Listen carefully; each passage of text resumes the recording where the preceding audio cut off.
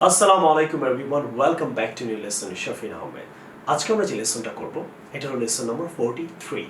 So 43 number লেসনটা আমরা নতুন বই থেকে করছি। সেটা হলো এখানে আমি একটা সেন্টেন্স বলবো বরাবরের মতো। সেন্টেন্সটা আপনারা কারেক্ট করবেন যে I will meet with you. এখানে কোন জায়গায় ভুল? সবাই হয়তো চিন্তা করছেন আমি তোমার সাথে দেখা করব, ঠিকই তো আছে, উইল ফিউচার, তোমার সাথে উইথ ইউ। প্রবলেমটা এখানেই। ইংরেজিতে শুধু একটা মাত্র ভার্ব আছে যার সাথে আপনি কখনো উইথ ইউজ করবেন না, এটা হলো মিট। মিট মানে কারোর সাথে সাক্ষাৎ করা। আবার বলছি, মিট মানেই হলো মিট মানে সাথে, সাথে এখানে অ্যাড করা। এই জন্য আপনাকে যেটা করতে হবে, I will meet you tomorrow. Don't say I will meet with you tomorrow. কিন্তু আপনি যে কোনো ভার্বের সাথে উইথ বলতে পারেন। I will talk with you tomorrow, I will eat with you tomorrow, I will play with you tomorrow. যে কোনো ভার্ব, শুধু এই একটা ভার্বের সাথে কখনো উইথ বলবেন না, কারণ মিট মানেই সাথে, সাথে অ্যাড করা। তাহলে আমি তার সাথে গতকাল দেখা করেছিলাম, এখানেও একটা সেন্টেন্স বলছি, I met with him yesterday.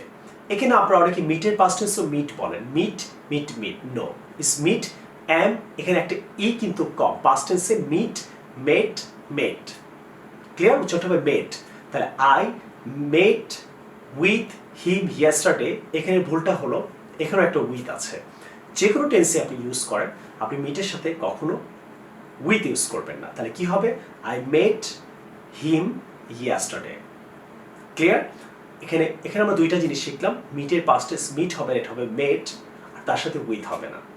So dear friends, next time আপনি যদি কারোর সাথে মিট ওয়ার্ডটা ইউজ করতে চান, ভার্বটা ইউজ করতে চান, আপনি একটু কেয়ারফুল থাকবেন যেন আপনি উইথ না ইউজ করেন। অ্যান্ড ভিডিওটা যদি অবশ্যই ভালো লাগে, 2 মিনিটস একটা ভিডিও, আপনি অবশ্যই এটা আপনার ফেসবুকে শেয়ার করবেন। আপনার বন্ধুরা, কলিগরা, ফ্রেন্ডরা, তারাও উপকৃত হবে, তারাও হয়তো এই ভুলগুলো করছে। এবং আপনি অবশ্যই আমার ভিডিওগুলো যদি আরও দেখতে চান, নোটিফিকেশন পেতে চান, বেল বাটনটা ক্লিক করে রাখবেন আর সাবস্ক্রাইব করে রাখবেন। I will see you in the new video some other time. Take care. Allah Hafiz. Assalamu alaikum.